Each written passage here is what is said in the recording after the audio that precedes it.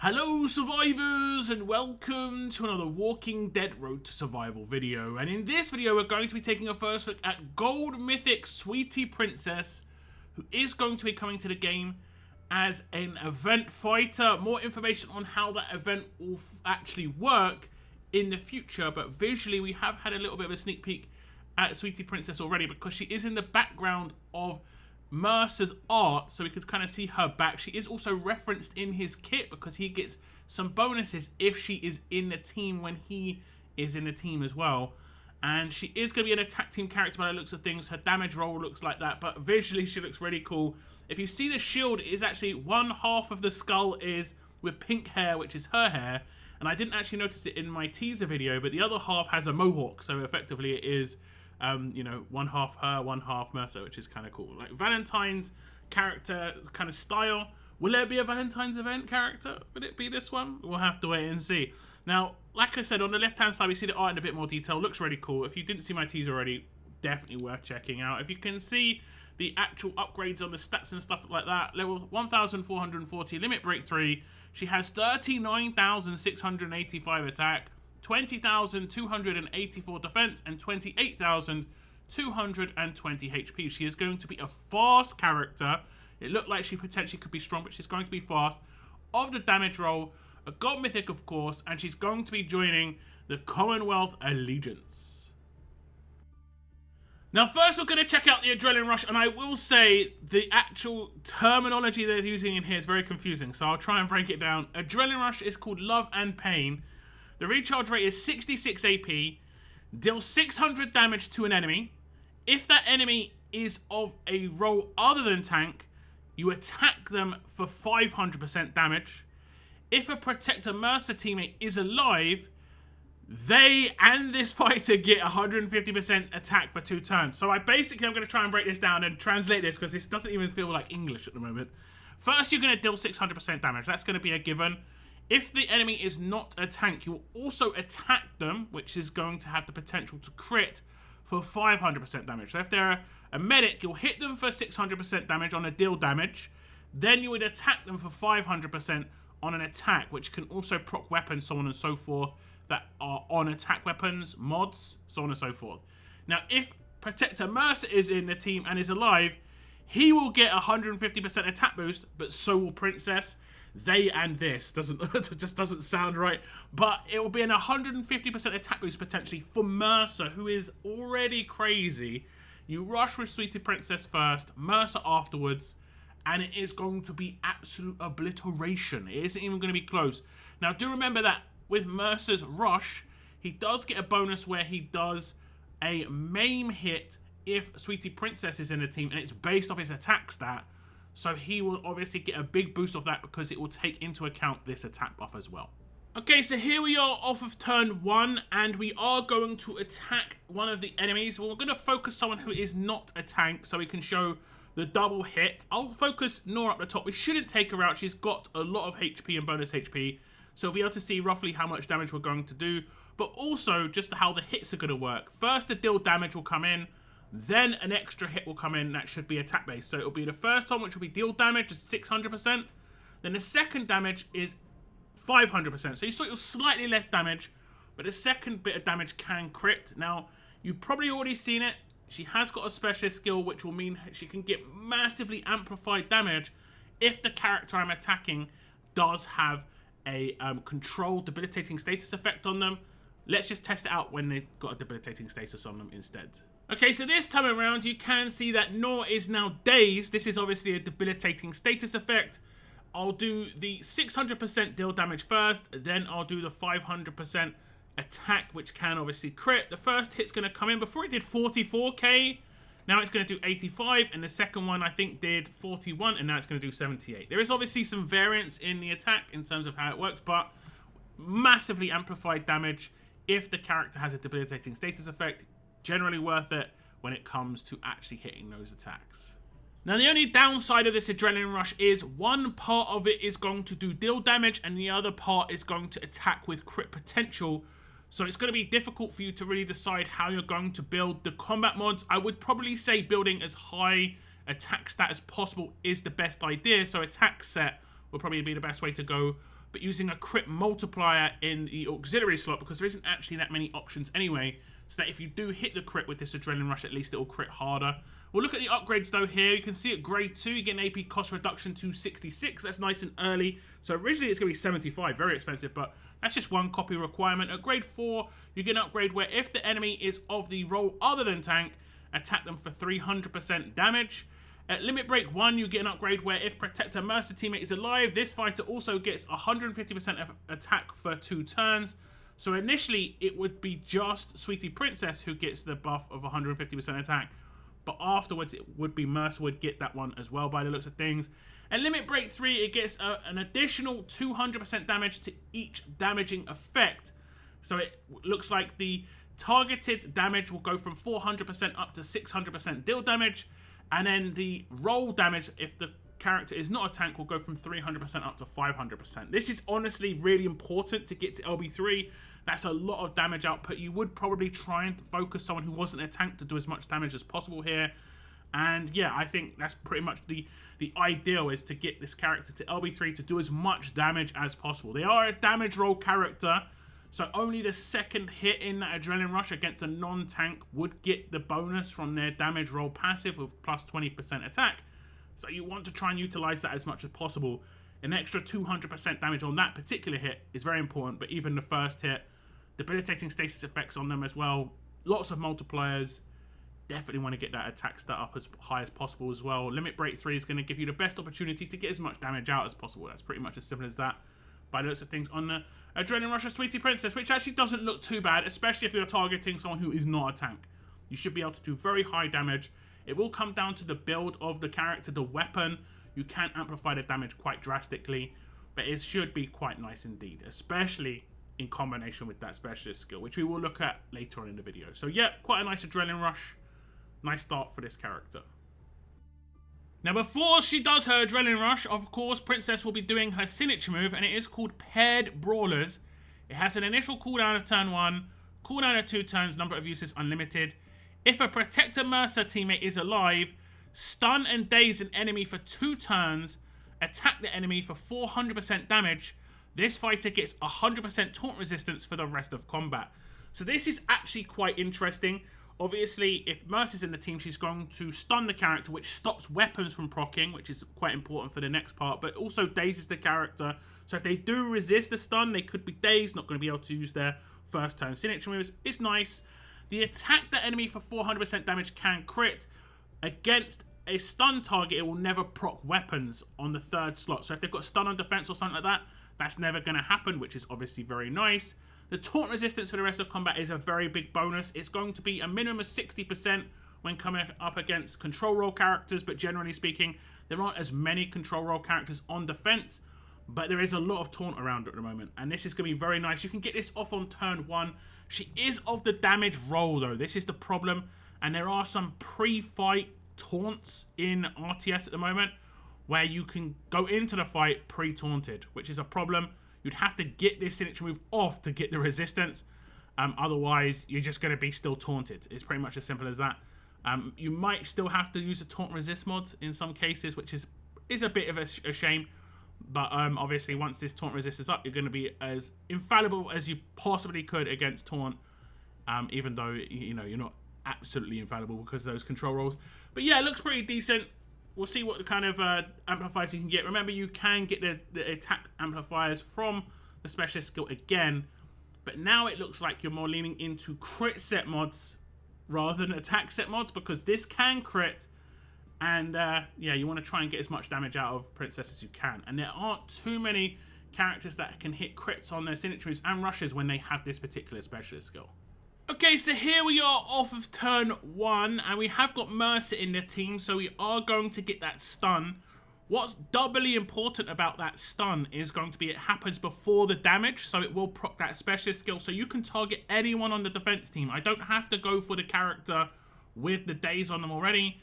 I could attack a character that I want to attack that doesn't have any anything when it comes to debilitating status effects, and I can apply them with the signature move.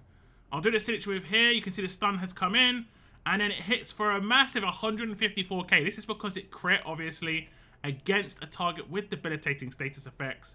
massive amplified damage. And this is with just her base weapon, which I will say I don't think does crazy damage amplification except attack stat. So you can obviously build it a different way to get as much damage out of this character as possible if you so wish. Now going straight into the upgrades on this signature move, you can see grade 3 it gets an upgrade where if Protector Mercer teammate is alive, stun and daze an enemy for 2 turns. Off of turn 1, Mercer should generally be alive unless he somehow gets like pre-fight one shot. I don't really know how that would happen, but basically that's going to be almost guaranteed as long as Mercer is in the team off of turn 1. Grade 5 it gets a -1 to starting cooldown, so it goes from a turn 2 starting cooldown down to a 1 turn starting cooldown, which is actually very nice to have it quite nice and early. That's just 2 copies. Then at Limit Break 2 it gets an upgrade where this fighter gets 100% taunt resistance for the rest of combat. Now, like I said, I wouldn't necessarily say that's that important just because of the problems around taunting itself. You may even have to take a mod in regardless just because of that, like I said, before the fight starting taunt, unfortunately. Unless she has some possibility of focus or you have other teammates giving her focus, that is still going to be a problem in my opinion. But basically, you want to get her up as high grade for that rush. This isn't going to be prioritized as much for her signature move. If you don't get her to a high grade, you will be able to get her kit off quite early on the signature move, which is quite nice though. So you could maybe build her slightly differently. She has got some control potential in her kit, not just with this Adrenaline Rush. You don't necessarily need Mercer to get some control out. There is going to be some in her passives as well, but she can do significant damage. This does look like a good character to try and get your hands on.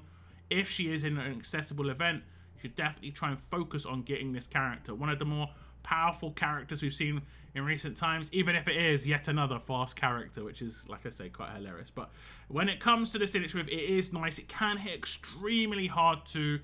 This is where you might want to switch out the attack-based mods for more crit damage-based mods. Obviously, that choice is completely up to you. But I like this signature move. Nice and quick cooldown, very early on in the grades is a big bonus as well. Now, if we check out the mythic abilities of Sweetie Princess, these are her passive skills, of course. Now, she has got agility, which gives her a 20% increase in basic attack damage. Initially, that didn't look maybe that fantastic because she obviously was going to deal damage with her Adrenaline Rush, at least the first half. She has got a particular special skill where most characters deal damage, but she actually has crit potential. So the amplification on her kit is actually pretty high if you want to go for all the amplifiers, like all the crit multiplier potential, the weapon amplifier potential, you've got it in agility too, and you've got on the specialist skill. You could get big numbers. If you look at the next passive, it's called Assured Plan. At the start of each turn, 100% chance a random medic roll enemy gets dazed for 1 turn, and a random tank roll enemy gets confused for 1 turn. So this gives you the actual bonuses of being able to do bigger attacks against those characters, obviously, because she is going to get the bonus attack against characters with debilitating status effects. You can obviously decide which one you want to go for, a medic or a tank. If you go for the tank with the Adrenaline Rush, you will not hit that second hit. But if you go for a medic with that Adrenaline Rush, you'll hit that second hit. And this passive pops every turn, as it says. At the start of each turn, she'll obviously control 2 characters, which is very nice indeed for an attack team character. Even more so, if you are coming up against just a singular medic, they will be 24/7 dazed. Unless they have a cleanse or resist, she'll be hitting them or potentially proccing daze every single turn, which is very nice indeed. Now, the next passive is called Spreading Love. When this fighter attacks an enemy with a debilitating effect, 100% chance one other enemy gets a random debilitating effect for 2 turns. And this debilitating effect that's random can be any of them. It could even be normalized. You could potentially be normalizing other characters. Not a great chance of happening. There are like 6 or 7 debilitating status effects. So if it's even chance, it's going to be around 15% chance for each of them to actually proc. But no matter which one procs, generally speaking, it is good. Debilitating means you can't use parts of your kit.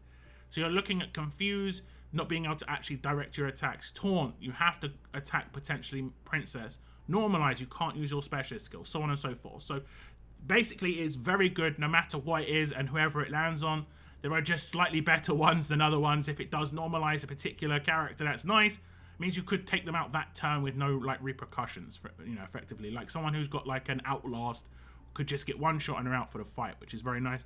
Someone who has some decap protection on their specialist skill could now be decapable very quickly. So the team up again there with Mercer could be very nice indeed. So that's a very nice passive in my opinion.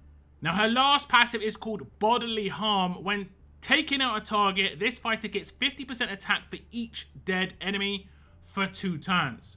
So if she gets a takedown, she'll get extra attack, and this should potentially stack with her Adrenaline Rush attack boost. We will test that out, where she could potentially, let's say there's one enemy taken out and she takes down the second one with her Adrenaline Rush. She would get 100% attack boost. For each enemy, it's 50%, so that'd be 2 enemies at 50%, plus 150% on the Adrenaline Rush.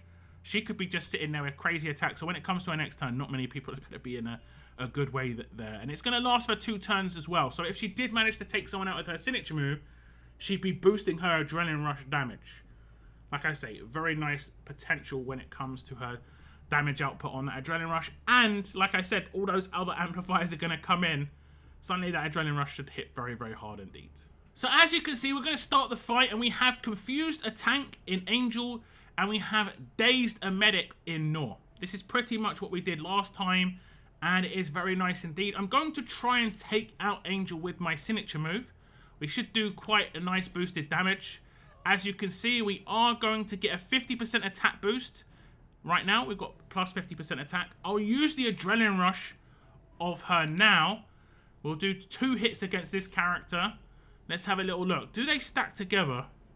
It looks like it overrides. Okay, so it acts as the same buff source, and it will override the attack buff that she has already got, which isn't, like I say, too much of a problem, generally speaking.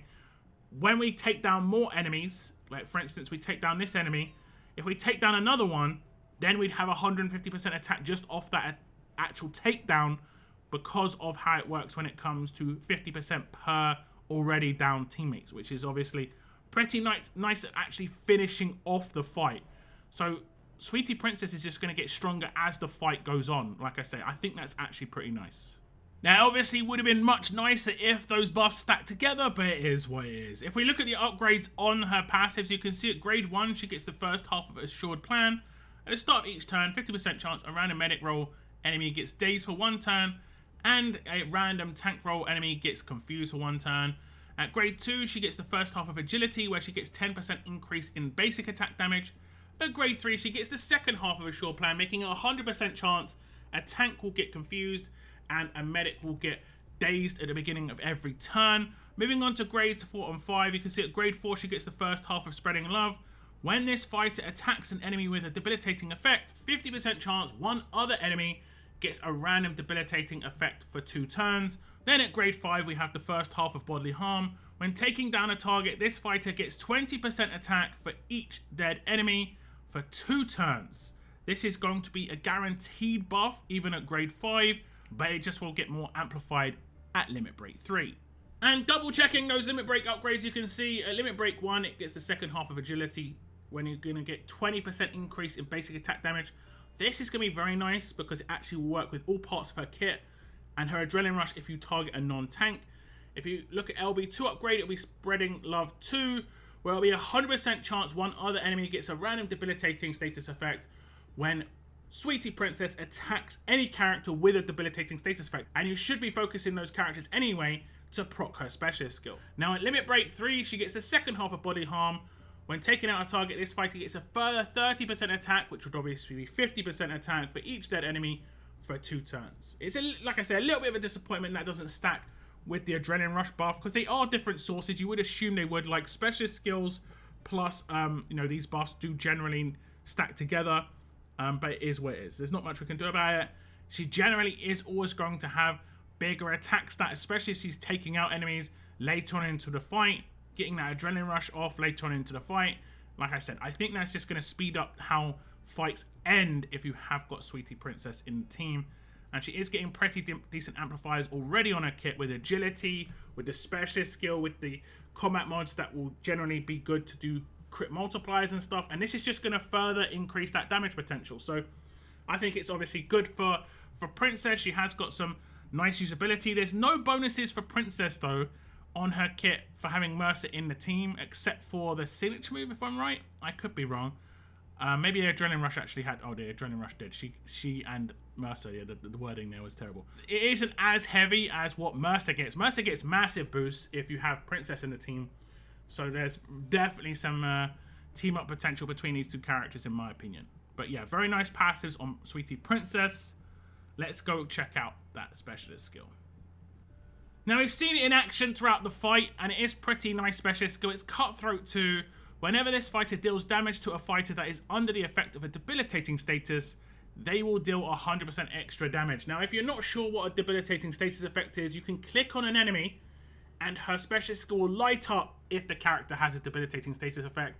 This is nice to do if a character has a lot of effects on them, like, you know, bleed, burn, infection, so on and so forth, and you don't want to have to wait until the debilitating status effect turns around to see if they've got it. You can just see the specialist skill light up on the character to know they have. This is going to give an extra 100% damage on anyone that has it. This actually works with her Adrenaline Rush. It works with the deal damage part and the attack damage part. It's going to work with the signature move. It'll work with her basic attacks. Big amplifier potential. We saw it on that test that I did on the Adrenaline Rush, where it amplified both halves as well. So that was just kind of like to show you how that worked. So very nice specialist skill. And what's even bigger, like I've already said, a lot of characters that have Cutthroat 2 deal damage a lot of the time. This character's crit potential, which means that the amplifier is just going to go through the roof. Like, it's going to be crazy levels of damage if you get the right weapon in this character's hands to deal more damage. Let's see what her base weapon is and whether it's worth swapping out for something else that's going to improve that damage output. And here we have the base weapon. It is called Mercer's Savage Shield, which is interesting. 40% attack, a huge bonus to AP when attacking, improved teammate reviving when taking out a target, a 50% chance to revive a teammate with 75% HP and 100% defense for 2 turns. And in the last one, it has improved trait advantage, increased trait advantage damage multiplier by 25%. So she is getting a little bit of a boost on the attack. Obviously, so you can just boost this up to 55% attack. And then the 4 slot is going to boost her damage output potential with her combat mods on the attack versus and the fact that she is a fast character against tough characters.